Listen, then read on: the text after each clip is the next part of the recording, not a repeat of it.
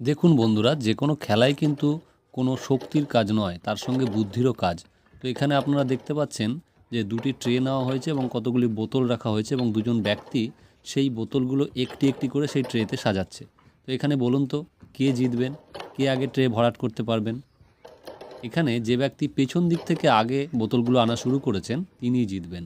তার কারণ হচ্ছে, যখন শেষের দিকে চলে আসবে এই বোতলগুলো আনার পরিস্থিতি, সেই সময় কিন্তু প্রথমের দিকে যে বোতলগুলো থাকবে সেই ব্যক্তি কিন্তু সেই বোতলগুলো অনায়াসেই নিতে পারবেন এবং তার জন্য তিনি এই খেলাতে জিতে যাবেন।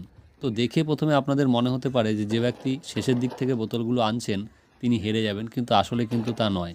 আপনারা শেষ অবধি দেখুন, এখানে বুঝতে পারবেন যে কিভাবে এই ব্যক্তি কৌশলের দ্বারা খুব সহজেই জিতে গেলেন এই খেলাটি। কিন্তু এটা প্রথমে কিন্তু সকলেরই মনে হয়েছিল যে হয়তো যে ব্যক্তি প্রথম থেকে শুরু করেছেন তিনিই জিতবেন, কিন্তু আসলে শেষ পর্যন্ত দেখা গেল যে সেই ধারণাটা কিন্তু ভুল। তো এখান থেকেই বোঝা যায় বন্ধুরা, প্রত্যেকটা খেলা বা কাজ সবই কিন্তু শুধুমাত্র গায়ের জোরের বিষয় নয়, তার মধ্যে কৌশলও যুক্ত থাকে। তো ভিডিওটি কেমন লাগলো সবাই কমেন্টে জানান।